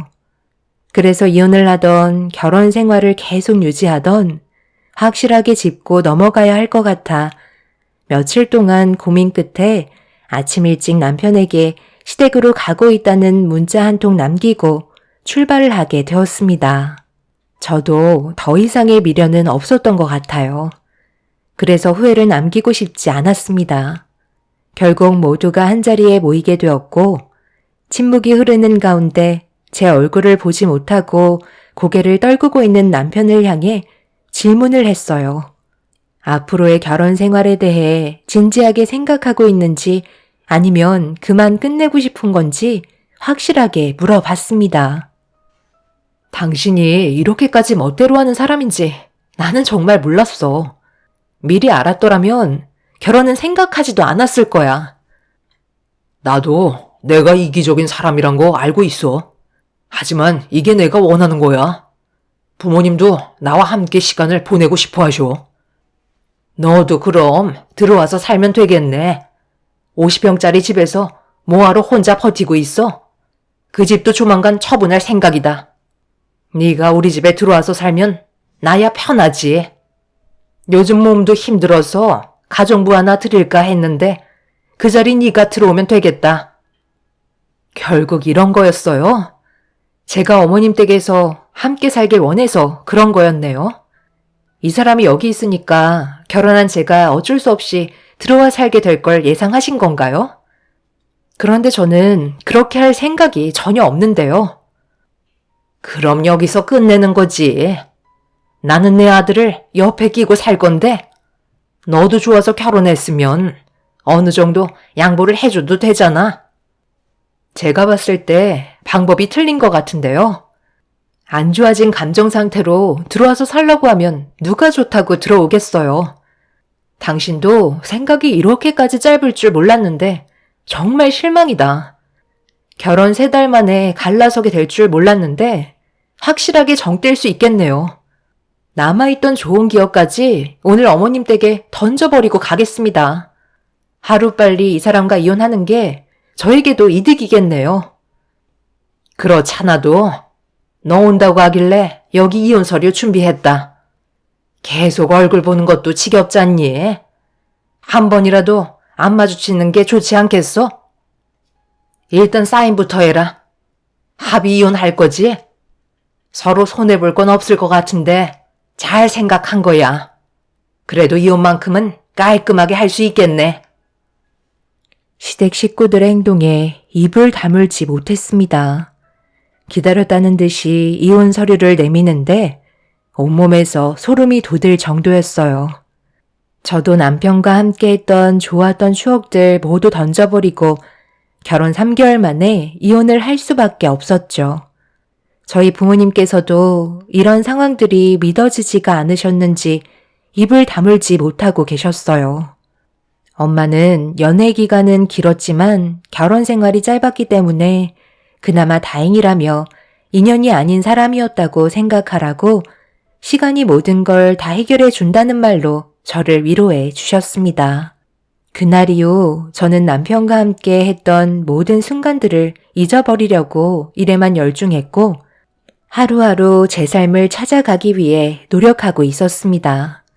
그렇게 시간이 지나면서 조금씩 현실을 받아들이게 되었고 제 원래 성격으로 돌아가기 위해 일부러 친구들과도 약속을 무리하게 잡으면서 정신없는 하루하루를 보냈는데 어느 날 의과대 동기인 친구와 오래간만에 술 한잔 하려고 약속을 잡고 병원 앞에서 기다리며 핸드폰을 보고 있는데 누군가 급하게 뛰어가다가 넘어지길래 그 모습을 봤는데 슬픔이 가득한 얼굴로 힘겹게 일어나시더니 비틀거리며 건물 안으로 들어가셨습니다. 어차피 이제 남남이 되었고 저와 상관없는 일이라 신경 쓰지 않으려 몸을 돌려버렸어요. 그리고 그 사이 병원에서 친구가 퇴근하고 나와 술 한잔 하려고 차를 타고 병원 밖으로 나왔는데 사람 기분이라는 게 참 그렇더라고요. 신경 쓰지 않아도 되는데 병원으로 달려 들어가다 넘어지신 시모의 얼굴에서 눈물이 쏟아지고 있던 모습이 계속 눈에 밟혀 무슨 일인지 확인을 해야 할 것만 같았습니다. 그래서 어쩔 수 없이 친구에게 사정을 얘기한 뒤 다시 차를 돌려 병원으로 향했어요. 그런데 병원에 도착을 하자마자 어디선가 오열을 하고 있는 시모의 목소리가 들려와 그곳을 향해 천천히 걸음을 옮겼는데 간호사분들을 붙잡고 난리를 치고 계시더라고요. 그 옆에는 시부도 눈물을 쏟아내고 계셨습니다. 뭔가 느낌이 좋지 않아 천천히 걸음을 옮기고 있는데 갑자기 나타난 저를 본 시부모는 화들짝 놀라며 제가 병실로 들어가지 못하게 급하게 막아섰어요. 그런데 병실 안에서 남편의 괴로워하는 목소리가 들리길래 시부모님을 뿌리치고 병실 문을 활짝 열어 들어간 순간 제 눈앞에 입을 다물지 못할 정도로 충격적인 광경을 목격하고 말았습니다. 얼마 전까지 제가 알고 있던 남편의 모습이 아니었어요. 저는 천천히 걸음을 옮겨 괴로워하고 있는 남편에게 다가가고 있는데 어딘가 많이 고통스러워 보이는 모습으로 눈을 질끈 감은 채 움츠리고 있었습니다. 그 사이 담당 의사가 병실로 들어와 급하게 진통제를 놔주었고 괴로움에 눈을 감고 있는 남편이 혹시라도 저를 볼까봐 시모는 급하게 저를 끌어당겨 병실 밖으로 내쫓았어요. 이해되지 않는 남편의 모습에 제대로 말도 나오지 않는 상태에서 손으로 남편을 향해 가리키자 시모는 입술을 떠시면서 손으로 얼굴을 가리셨고 그 자리에 주저앉아 눈물을 쏟아내셨습니다. 어머님, 이게 어떻게 된 거죠? 왜 저 사람이 병원에 있는 거예요? 불과 며칠 전까지만 해도 아무렇지도 않았잖아요. 네가 여긴 어떻게 알고 온 거니? 우리 계획은 이게 아닌데 왜 지금 여기에 있는 거냐고. 이 사실을 알면 준호가 아마 난리를 칠 게 뻔하다. 빨리 돌아가라. 어차피 이혼했으니 더 이상 상관할 필요 없잖아. 나는 할 말 없다. 불과 얼마 전까지만 해도 남편이었던 사람을 병원에서 봤는데 상관이 없다고요? 저한테 뭘 숨기고 계셨던 거죠? 내가 뭐라고 그랬어? 결국 숨길 수 없다고 했잖아. 세아가 미안하다. 이게 다 내 아들이 시켜서 어쩔 수 없이 상황을 이렇게 끌고 갈 수밖에 없었다. 우리가 너를 왜 싫어하니? 단 한 번도 세아가 너를 싫어한 적이 없다. 그동안 너한테 상처 주고 막말을 했던 거 정말 미안하다. 진심이 아니었어. 저번에도 네가 눈물을 흘리면서 돌아갔을 때 우리도 그 모습을 바라보면서 오해를 하고 말았단다. 하지만 내 아들이 원하는 거였고 우리도 그렇게 하는 게 맞는 것 같아 결정할 수밖에 없었어. 남편과 결혼을 하고 3개월간 있었던 일에 대해 시부가 모든 사실을 털어놓았고 저는 말도 안 되는 사실들을 듣고 너무 큰 충격을 받아 제대로 서 있을 수조차 없었어요. 남편이 저와 결혼을 한 이후 몸이 좋지 않아 저 몰래 다른 병원에서 검사를 받았었어요. 그리고 대장암 말기 판정을 받게 되었고 앞으로 살아갈 수 있는 시간이 많지 않다는 의사의 진단에 남편은 하늘이 무너져 내리는 듯한 느낌을 받았다고 했습니다. 이제 막 저와 결혼을 했는데 이런 사실을 알리고 이혼을 하자고 하면 제가 떠나지 않을 것 같고 자기가 떠났다는 아픔을 저에게 안겨주고 싶지가 않아 기억 속에서 잊어버리고 적지 않은 나이인 제가 이런 충격으로 인해 제대로 된 생활을 하지 못할까봐 하루빨리 잊어버리고 새 출발할 수 있게 독한 모습을 보여줄 수밖에 없었다며 시부가 설명을 해 주었어요. 남편은 오로지 병든 자신 때문에 힘들어질까봐 최대한 빨리 보내고 싶은 마음뿐이었던 거죠. 분명 이기적인 생각이었고 제 의사는 전혀 존중해주지 않은 남편이 한편으론 믿기도 했지만 이해가 되었어요. 저를 그만큼 사랑했기에 내린 결정이었기 때문에 남편의 행동을 받아들일 수 있었습니다. 시부모님은 저에게 진심으로 미안했다며 제 손을 어루만져 주셨고 남편이 이 사실을 모르게 했으면 좋겠다는 말을 하셨어요. 눈앞에서 괴로워하고 있는 모습을 보고 있는데 남편이 원하는 대로 해주길 바라는 시부모님 때문에 이러지도 저러지도 못하고 있다가 남편이 괴로워하고 있는 목소리가 제 두 귀에 들리는 순간 저는 더 이상 남편 혼자 외로운 싸움을 하게 놔두고 싶지 않았습니다. 결국 병실로 뛰어 들어간 저와 마주하게 된 남편은 많이 놀란 듯 저를 보다가 그동안 참아왔던 정신적인 고통이 한꺼번에 몰려왔는지 쉬지 않고 눈물을 쏟아내고 말았습니다. 고통스러운 몸으로 남편은 저에게 상처를 줘서 미안하다며 저에게 짐이 되게 하고 싶지 않았다며 괴로워하고 있었어요. 제가 암 전문이라 남편의 수술을 하다가 세상을 떠나면 그에 따른 죄책감으로 힘들어할까봐 다른 병원에서 치료를 받고 있는 거였습니다. 남편은 하나부터 10까지 전부 다 저를 생각해서 움직였다고 했지만 제가 봤을 때 그건 저에 대한 배려가 아니었어요. 그래서 남편이 살아있는 동안 제 곁에서 할 수 있는 모든 걸 해주고 싶었습니다. 남편과 저는 한참 동안 눈물을 쏟아내었고 결국 제가 일하는 병원으로 옮겨져 치료를 받게 되었네요. 이미 온몸에 전이가 많이 되어 있는 상태라 수술을 하기에는 쉽지 않은 몸 상태였어요. 저 말고도 대장암 의료진 20여 명과 대장암이 주로 전이되는 간이나 폐를 보는 담당 의사까지 모두 참석해서 수술을 할 수 있는 부분부터 하나씩 처리해 가기로 회의를 마쳤습니다. 다행히 첫 수술은 성공적이었지만 기쁨도 잠시 회의 때 얘기했던 대로 이미 온몸으로 전이가 되어 있는 상태라 전신으로 퍼져나가는 암을 의료 기술로 막기에는 역부족이었어요. 결국 모든 방법을 동원해 남편을 살려보겠다고 발버둥 쳤지만 남편과는 마지막 순간을 맞이할 수밖에 없었죠. 남편은 이미 마음을 정리한 것 같았어요. 내가 그동안 모시게 했던 거 정말 미안해.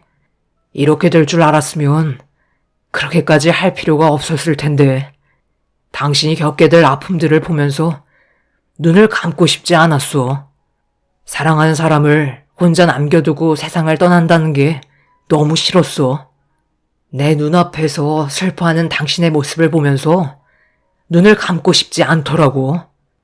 그래서 당신이 볼 수 없는 곳에서 생을 마감하고 싶었는데 결국 당신 앞에서 눈을 감게 되었네. 당신이랑 하고 싶은 일들이 정말 많았었는데 먼저 가서 미안해. 그래도 우리 연애 기간은 꽤 오래였잖아. 당신을 만나서 너무 행복했고 내가 살아있는 이유를 알 수 있게 해주는 단 한 사람이 당신이었어. 나는 내가 한 결정에 대해 후회한 적 단 한 번도 없어. 앞으로 당신한테는 좋은 날들만 펼쳐졌으면 좋겠다. 나도 당신을 만나서 정말 행복했어. 그래서 내가 결혼을 선택한 거잖아. 나는 지금도 후회하지 않아. 내 인생의 최고의 순간이었거든. 그리고 나도 몰랐는데 며칠 전에 알게 됐어. 나 임신이래. 당신 아이가 내 뱃속에서 자라고 있다고. 그동안 우리한테 여러 가지 일들 때문에 많이 힘들었잖아. 나도 제대로 먹지 못했고 당신 돌보느라 정신도 없어서 이혼 전에 임신이 된 줄 모르고 있었는데 생각보다 태아가 많이 작은 것 같아. 시간이 지나면 정상적인 크기로 돌아온다곤 하는데 지금은 그렇게 눈에 띌 정도는 아니야. 내가 전혀 모르고 살았을 정도였으니까. 뱃속에 있는 아이한테 아빠는 정말 좋은 사람이었다고 얘기해 줄게. 우리가 함께한 세월의 시간은 소중히 생각하며 앞으로 뱃속에 있는 아이한테 모든 걸 다 쏟아 부을 거야. 그러니 당신도 너무 걱정하지 말고 마음의 짐을 내려놨으면 좋겠어. 남편은 뱃속에 아이가 있다는 말에 눈물을 흘렸고 제 배를 어루만지다가 숨이 가빠왔는지 결국 더 이상 버티지 못하고 세상을 떠나고 말았습니다. 많은 의료진분들께서 남편을 살려보겠다며 심폐소생술을 진행했지만 남편은 더 이상 제 손을 잡아주지 않았어요. 제가 아무리 불러 외쳐봐도 남편은 저를 바라봐 주지 않았고 따뜻한 온기만 남아 있었습니다. 밖에서 이 사실을 전해들은 시부모님께서 비틀거리며 나온 저를 보고 오열을 하셨고 제가 주저앉으면서 몸에서 떨어진 명찰을 시부가 집어들곤 저에게 건네주시면서 그동안 정말 고생 많았다며 오열을 하셨습니다. 시모는 저를 끌어안으시고 한참 동안 혼자 남겨진 저와 뱃속에 있는 아이가 불쌍하다며 미안해 하셨어요. 그렇게 남편을 떠나보낸 자리에 남겨진 저와 뱃속의 아이는 지금도 실감이 나지 않아요. 퇴근 시간만 되면 남편이 현관문을 열며 들어올 것만 같고 저에게 아낌없는 사랑을 줄 것 같은데 남편은 더 이상 저를 불러주지 않네요. 앞으로 뱃속에 있는 아이와 남은 인생 열심히 살아갈 테지만 현재 제가 받은 충격이 아직까지 가시지 않아 많이 힘든 상태입니다. 시부모님께서는 매일 제가 일하는 병원에 찾아오셔서 많은 관심과 사랑을 주고 계세요. 모든 것들이 진심이 아니었던 만큼 저에게 항상 미안해 하십니다. 모든 걸 이해하고 있는 저는 지금 현재의 삶을 받아들이고 앞만 보며 열심히 달려가려고요. 제 삶에 여러분들의 응원이 함께 해주셨으면 좋겠어요. 새해가 밝아온 만큼 저도 그렇고 뱃속에 있는 아이도 건강했으면 좋겠습니다.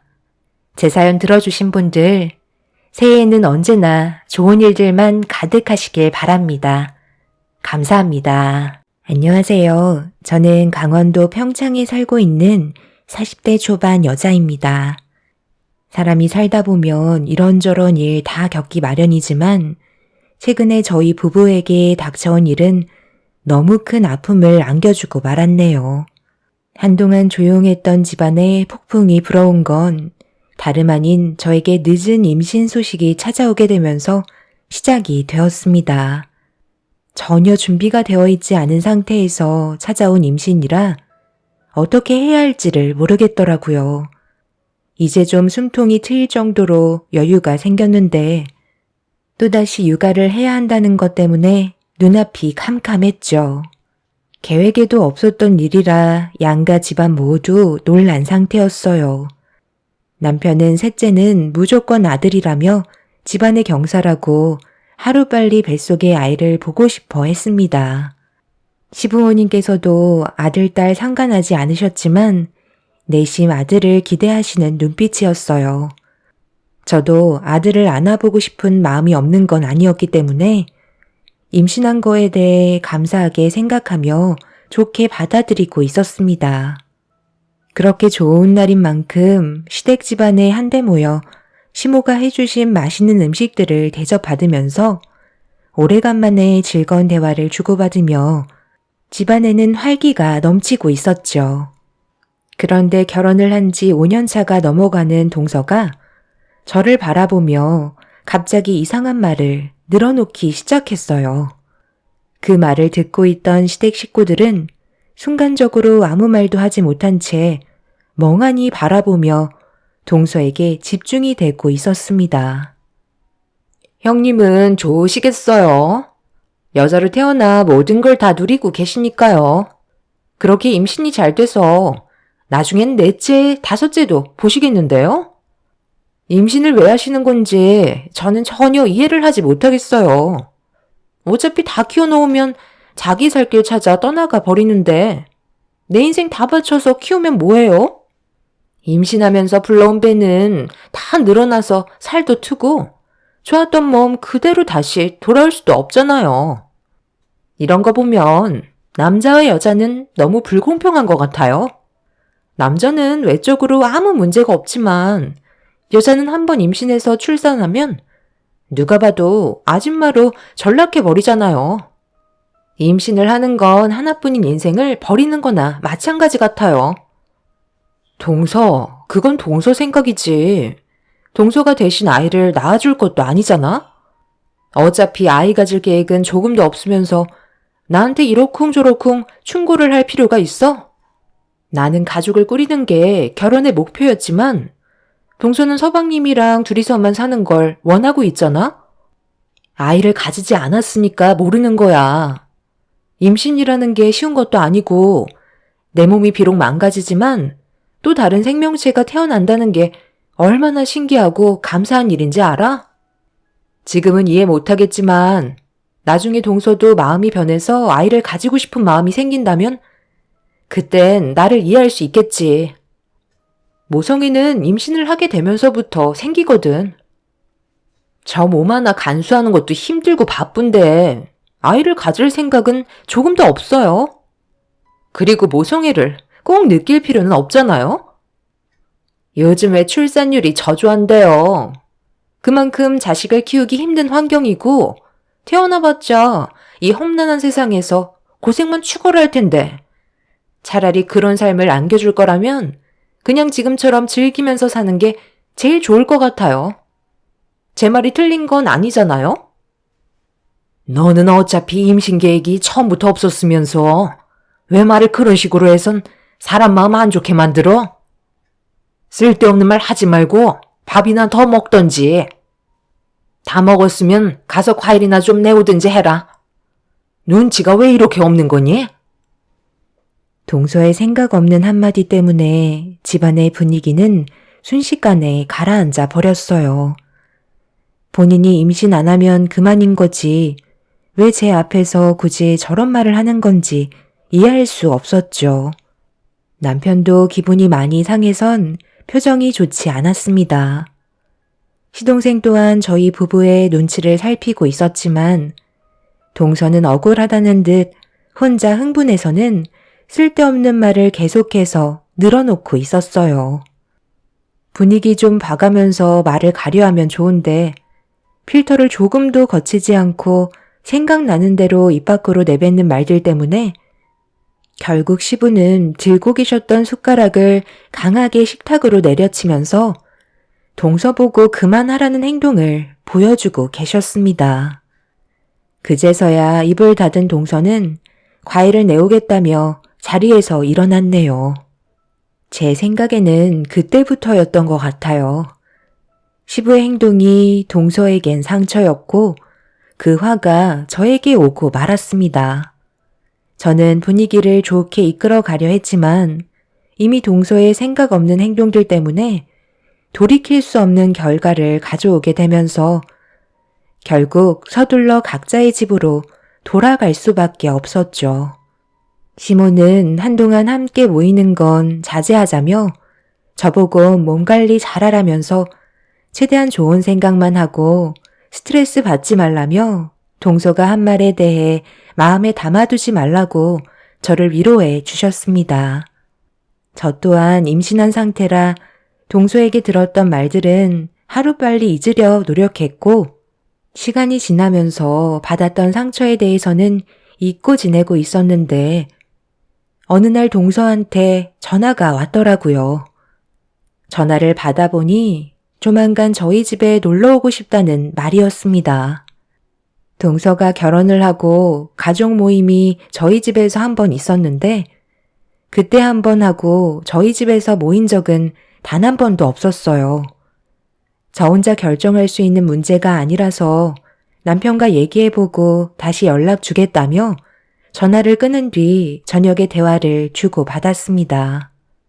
결론적으로 남편은 절대 안 된다며 강하게 거부 의사를 밝혔어요. 당연히 안 되지. 저번에 생각 없이 막말을 뱉어댔을 때 내가 얼마나 화가 났는지 알아? 지금 기분 상태로는 재수 씨 얼굴 보고 싶지도 않아. 내 동생도 그때 당시 많이 당황했었는지 나한테 전화와서 대신 미안하다고까지 했다니까. 아무리 가족끼리 편한 사이라고 해도 해야 될 말이 있고 하지 말아야 될 말이 있는 건데 재수 씨는 타인이 상처를 받든 말든 생각 없이 행동하는데 어차피 와봤자 스트레스만 받을 게 뻔하니까 나는 오지 않았으면 좋겠어. 당신이 얘기하기 곤란하면 내가 동생한테 전화할 테니까 그런 건 신경 쓰지 마. 당신도 나랑 같은 생각인 거지? 임신했을 때 스트레스가 얼마나 안 좋은데. 남편은 동서가 놀러 오고 싶다는 말에 경기를 일으키며 흥분을 감추지 못했어요. 절대 오지 말게 하라며 난리를 치면서 저는 어떻게 생각하고 있는지 물어보길래 같은 마음이라고 제 의견을 얘기해 주었습니다. 남편은 바로 시동생에게 전화해서는 임신 중이라 신경 쓰게 하고 싶지 않다며 나중에 얼굴 보자고 대신 전달을 해 주었네요. 그렇게 마무리가 된 줄 알았는데 동서는 저희가 거부 의사를 나타내자 많이 서운했는지 곧바로 저에게 전화를 해선 쉬지 않고 불만을 털어놓기 시작했어요. 형님, 정말 너무하세요. 저는 하고 싶은 말도 못해요. 솔직히 형님이 셋째를 가진 거에 대해 저는 너무 안타깝게 생각하고 있어서 그런 말을 한 것뿐인데 왜 저랑 거리를 두려고 하시는 거예요? 형님도 아이를 계획한 건 아니었잖아요? 그렇긴 한데 어찌됐든 임신이 된 거잖아. 그럼 받아들이고 좋은 쪽으로 생각해야지. 누구는 임신이 안 돼서 힘들어하는 사람들도 정말 많다고. 동서야 어차피 아이를 가질 계획이 애초부터 없었으니까 그런 건 신경 쓰지도 않았겠지만 우리는 좀 다르거든. 계획은 둘째까지였지만 셋째도 생각은 하고 있었어. 그런데 나이가 있다 보니 마음을 접게 되었던 것뿐이지. 사람마다 생각하는 게 전부 다르잖아?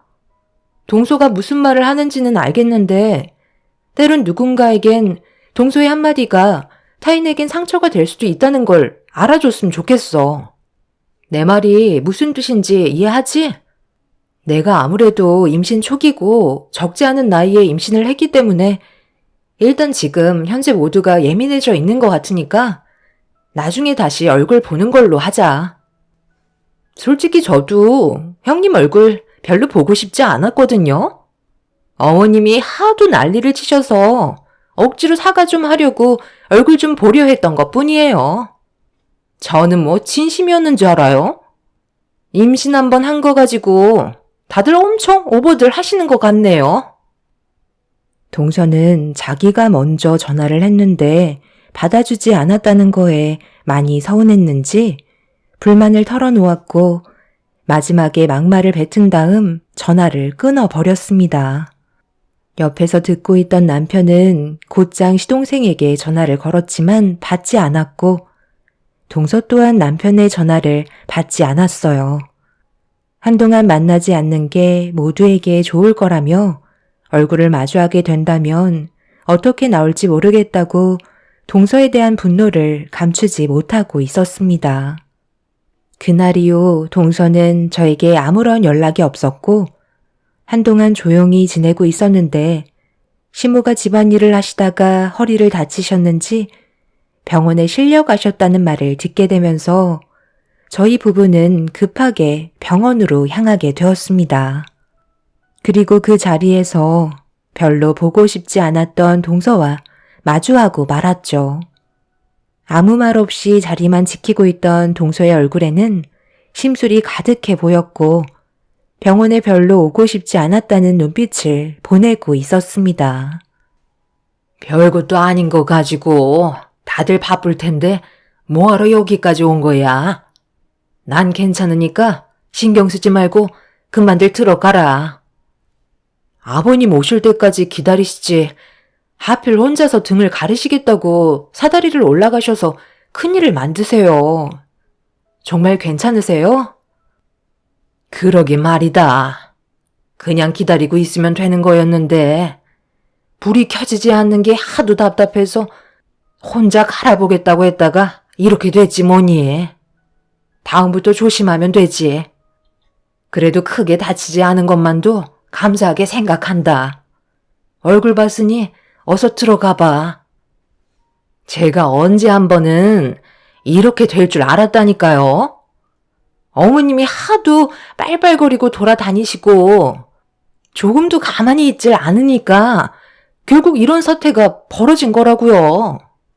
연세도 있으셔서 한 번 다치신 건 쉽게 낫지 않는데 괜히 이것 때문에 며느리들이 해야 될 일이 더 많아지는 건 아닌지 모르겠어요. 어머님이 쉬는 성격은 아니잖아요. 계속해서 움직이니까 며느리들도 눈치 보게 되고 하고 싶지 않은 노동을 하게 되는 거라고요. 이번 일을 계기로 최대한 조용히 지내셨으면 좋겠어요. 어머님만 가만히 계셔도 저희도 쓸데없이 노동할 필요는 없잖아요. 저는 이 집안의 며느리이지만 어떻게 보면 손님이라고요. 그럼 그만큼 대접도 받아야 하지 않겠어요? 제 말 무슨 뜻인지 이해하셨죠?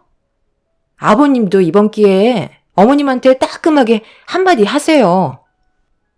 동서는 또다시 생각 없이 아무 말이나 뱉어대기 시작했고 시모는 동서를 어이없다는 듯 바라보고 있었습니다. 가족 모두 표정 관리가 되지 않고 있는데 동서 혼자 자기가 뭘 잘못했는지 이해하지 못하고 있었어요. 시동생은 그만 좀 하라며 병실 밖으로 데리고 나가려 하자 시동생의 팔을 뿌리치면서 이번 기회에 못했던 말 좀 해야 할 것 같다며 쉬지 않고 막말을 퍼부어대고 있었습니다. 결국 시부는 참고 또 참았던 감정을 터트리고 마셨어요. 지금 어떤 상황인지 분위기에 파악 못하는 거야? 시부모가 친구도 아니고 말을 가려서 해야지. 환자인 너희 시어머니 앞에서 못하는 말이 없어. 이럴 거면 앞으로 오지 마라. 너한테 괜한 말 듣고 싶지 않고 이 문제로 가족끼리 싸우고 싶지도 않다. 아버님, 제가 뭘 그렇게 잘못했는데요? 솔직히 형님도 저와 같은 생각을 하고 있었을걸요? 하고 싶은 말도 못하면 입을 왜 달고 살겠어요? 저는 그런 걸 속으로 담아두고 사는 성격이 못 돼요.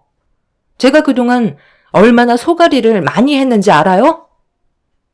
그래도 어머님은 환자시잖아. 그럼 일단 어머님 마음부터 헤아려 드리고 하고 싶은 말도 최대한 순화시켜서 감정 상하지 않게 정리하면 되는 건데 내가 봤을 때 동서는 일부러 타인이 상처받게끔 더 안 좋게 분위기를 만들려고 하는 것 같아. 가족일수록 서로가 더욱더 조심해야 되는 거라고. 아버님께서 이렇게까지 화를 내시는 건 동서한테 문제가 있으니까 그런 거 아니겠어? 다시 한번 얘기하지만 우리가 동서한테 뭐라고 하는 건 동서가 실수를 인지하고 나중에는 이런 일이 다시는 없도록 하기 위해 뭐라고 하는 거야. 그러니 동서의 잘못을 인정하고 아버님께 용서를 구하는 게 좋겠어. 다들 착한 병이 도지셨어요? 제가 무슨 용서를 구해야 한다는 건데요. 걱정돼서 여기까지 와준 것만도 고맙게 생각하셔야죠. 동서는 제가 좋게 말하고 있는데도 거침없이 자신의 감정 상태를 표현하고 있었습니다. 도대체 뭐가 그리 불만인지 모르겠더라고요. 그동안 아무 말도 하지 않고 조용히 있던 동서가 어느 순간부터 전혀 다른 사람이 되어버린 상태였죠. 결국 병실에서 시부의 큰 소리가 몇 번이나 더 있게 되자 동서도 점점 더 붉어진 얼굴로 시부에게 대들었고 동서는 시모가 평생 동안 누워만 계시면 좋겠다는 막말을 끝으로 집으로 돌아갔습니다. 시동생은 중간에 껴선 아무것도 하지 못한 채 시부에게 고개만 떨군 채 죄송하다는 말만 반복하고 있었습니다. 시부는 시동생에게 삿대질을 하면서 동서의 교육 좀 똑바로 시켜야 되겠다며 시동생한테 화가 돌아가고 말았어요. 남편은 이미 포기한 듯한 얼굴이었고 변해버린 모습을 보이고 있던 동서와 계속해서 결혼을 이어나갈 거냐며 걱정하고 있었습니다. 괜히 집안이 무너질 것 같아 걱정이 된다고 동서의 입 좀 단속하라고 남편도 동서에게 따끔한 한마디를 꺼내게 되었고 시동생은 집으로 돌아가서 동서가 앞으로 조심하게 입단속시키겠다며 시부모님께 인사를 드리고 집으로 돌아가게 되었죠. 제가 봤을 때 동서 내외는 위기가 찾아온 것 같은 느낌이 들었어요. 시동생의 얼굴은 그늘이 가득했는데 여러 가지 생각에 빠져 있는 것 같았습니다. 저는 남편에게 제가 하는 걱정에 대해 의논하면서 앞으로 어떻게 하면 좋을지 고민에 빠져 있었죠.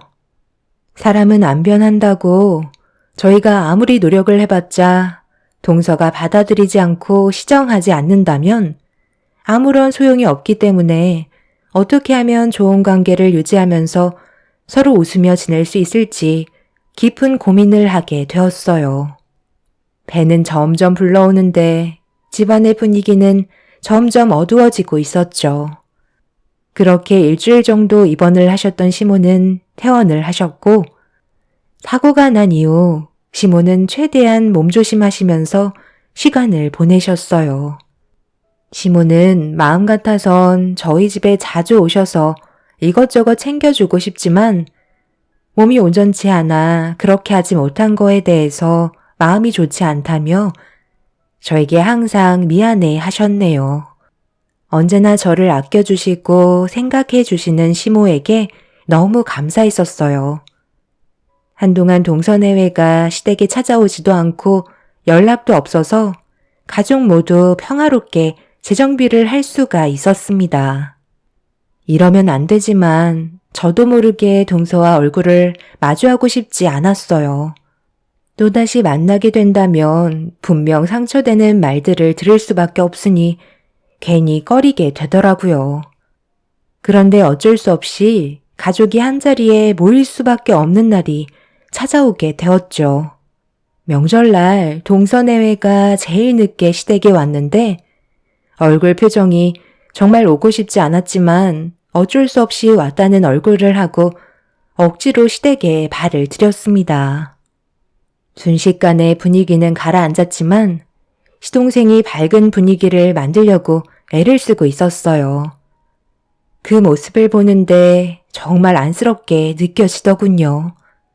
그래서 저도 최대한 좋게 하려고 웃으면서 동서내외를 맞아주었고 그래도 명절인 만큼 서로 이해하며 조금씩 밝은 분위기를 만들어가고 있었죠. 정말 다행이었던 건 그날만큼은 서로가 상처를 받을 일도 없었고 최대한 입조심하며 시간을 보냈습니다. 동서내외가 서로 많은 대화를 주고받았는지 동서의 달라진 모습을 볼 수 있었고 다시는 안 좋은 상황이 또다시 발생되지 않길 간절히 바라고 있었어요. 그렇게 다음날 아침 시모는 전날에 무리를 좀 하셨는지 미리 만들어 놓은 음식들 위주로 알아서 차려 먹으라며 시모는 자리에 누우셨고 동서는 아침 일찍부터 일어나 무언가를 열심히 만들고 있었습니다. 저는 옆에서 준비하고 있는 음식을 봤는데 시모가 만들어 두신 음식이 아니더라고요. 그래서 동서에게 뭐 하는 거냐고 물어보니 저를 보며 밝게 웃으면서 솜씨는 없지만 저를 위해 음식 하나는 만들어주고 싶었다고 열심히 동그랑땡을 붙이고 있었습니다. 딱 봐도 시모가 만들어두신 동그랑땡과는 차이가 있었지만 동서의 정성에 감동을 받았고 그렇게 아침상을 차려 모두가 한자리에 앉아 식사를 하고 있는데 동서가 만든 음식을 제 앞으로 밀어주더라고요.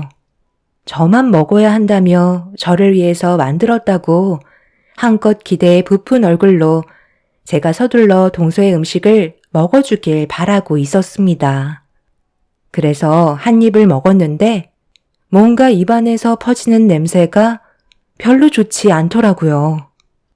그런데 동서의 표정이 너무 밝아서 차마 맛이 이상하다는 말을 할 수가 없었습니다. 괜히 그런 말 했다가 좋았던 분위기 망칠 것 같아 힘들게 씹어 삼키게 되었고 동서에게 맛있게 만들었다며 한껏 기분을 올려주었네요.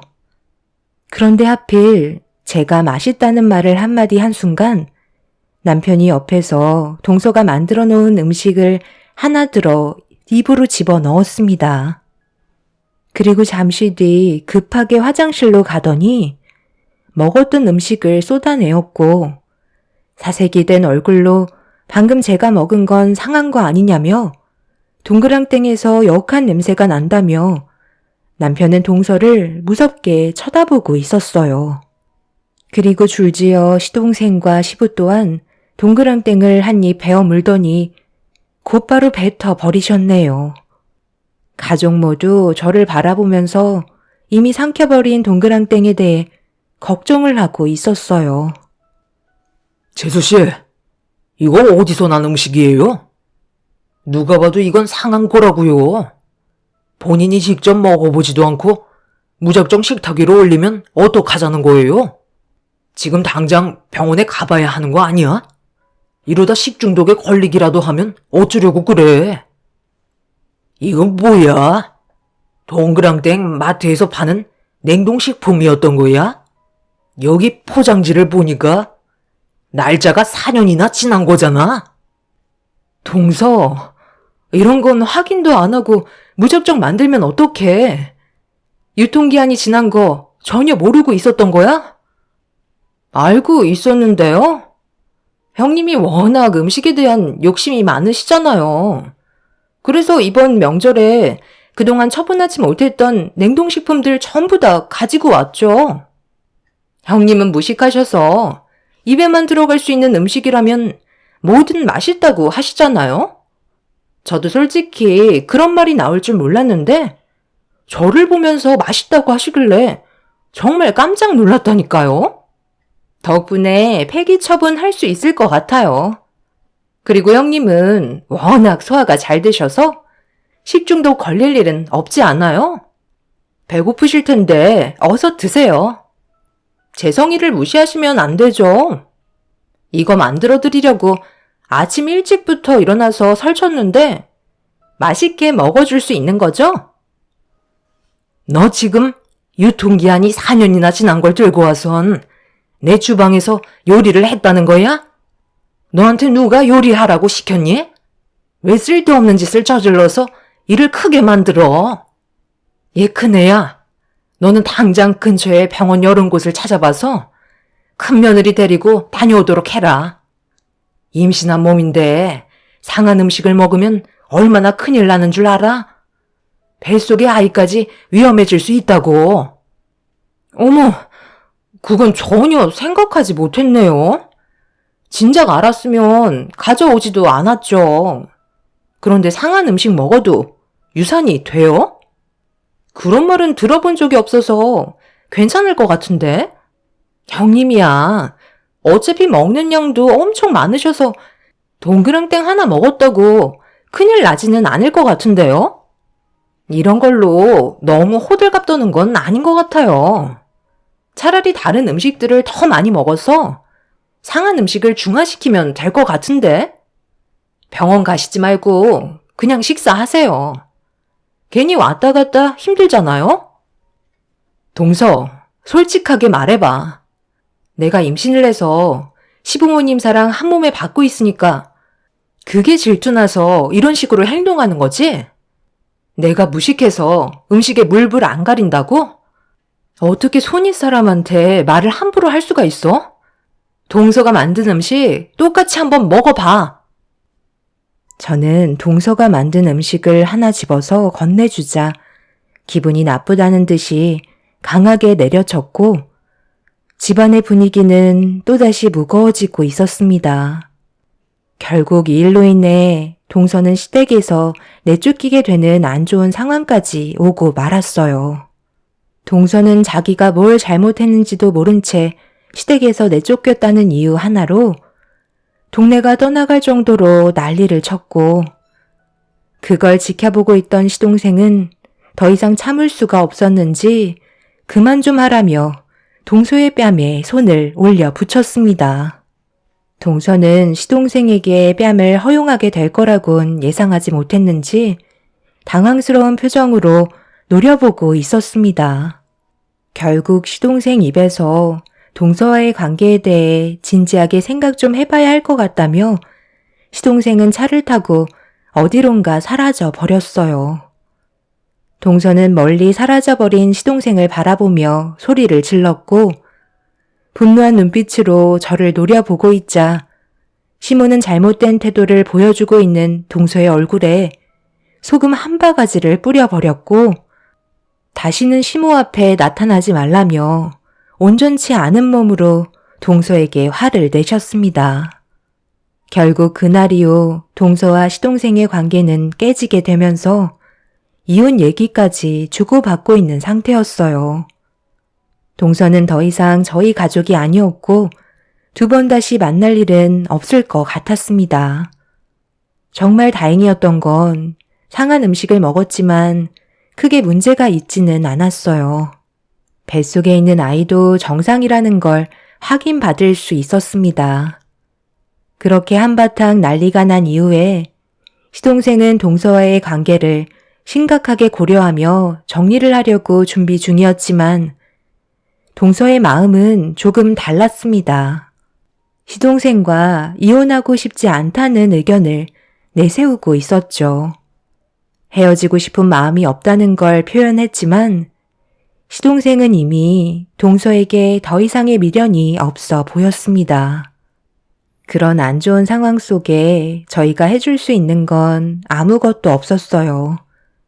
동서의 행동은 상식을 벗어났기 때문에 가족으로서 받아들이기에는 무리가 있는 상태였죠. 결국 서로 의견이 조율이 되지 않아 소송까지 가게 되면서 끝내 이혼은 성립이 되었고 시동생과 동서는 법적으로 남남이 되고 말았습니다.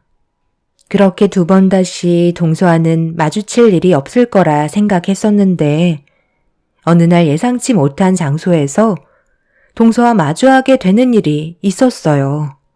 출산이 거의 다가온 상황 속에 친구가 얼굴 한번 보자고 하길래 간단하게 저녁 한 끼 하고 집으로 돌아갈 생각을 하고 있었죠. 그런데 약속한 시간보다 제가 좀 일찍 도착을 한 터라 친구의 회사를 구경하고 있었고 앉아있는 게 힘이 들어 천천히 걷고 있는데 누군가와 순간적으로 강하게 부딪히고 말았습니다. 다행히 넘어지지는 않았지만 너무 놀라서 저와 부딪힌 사람에게 화를 내게 되었는데 얼굴을 마주한 순간 저는 너무 놀라 입을 다물지 못했어요. 2번 다시 만나지 않을 거라 생각했던 동서였습니다. 어머, 2번 다시 얼굴 보고 싶지 않던 형님이 왜 여기 있는 거죠? 이참에 아주 잘 됐네요. 오늘 공개 채용 합격자 발표 날이었는데 하필 저는 탈락을 했거든요. 기분도 좋지 않은데 이런 곳에서 형님을 다시 만나게 될 줄 정말 몰랐네요. 매사에 착한 척만 하시던 형님이 저는 정말 꼴 보기가 싫었어요. 항상 모든 관심은 형님만 받고 있었잖아요. 그게 왜 내 잘못인 거야? 시부모님께서는 동서를 정말 많이 아끼고 계셨다고. 이런 상황을 만든 건 전부 동서가 생각 없이 행동한 것들이 문제가 된 거잖아. 이제 와서 그런 거 따지면 뭐 하겠어? 어차피 이제 우리는 가족이 아닌걸. 항상 내가 뭔가 일이 잘 안 풀릴 때 보면 그 주위에는 꼭 형님이 있었던 것 같아요. 이번에도 마찬가지고요. 정말 하나부터 열까지 전부 다 마음에 안 들어요. 제가 그때 형님한테 주었던 유통기한 지난 동그랑땡 있잖아요. 그거 형님이 유산되길 바라는 마음에 준 거예요. 식중독이 심하면 유산이 될 수도 있다고 하더라고요. 그래서 그걸 노린 거였는데 모르셨죠? 제가 굳이 아침 일찍 일어나서 음식을 뭐하러 만들겠어요. 형님은 제 눈앞에서 사라졌으면 좋겠다고요. 저기요, 방금 제 친구한테 뭐라고 하셨어요? 일부러 유산을 시키려고 상한 음식을 먹였다고요? 방금 저희 회사에 공개 채용 최종 합격자 발표 때문에 오신 거 아니었나요? 그런데 탈락하신 분 맞으시죠?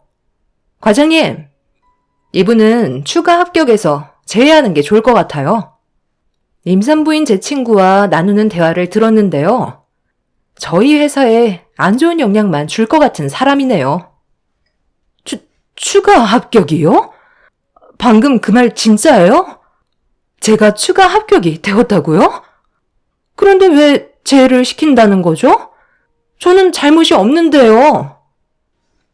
저와 만나려고 약속을 잡았던 친구는 회사의 공개 채용 현장에 최종 합격자 발표를 하기 위해 심사위원으로 있었어요.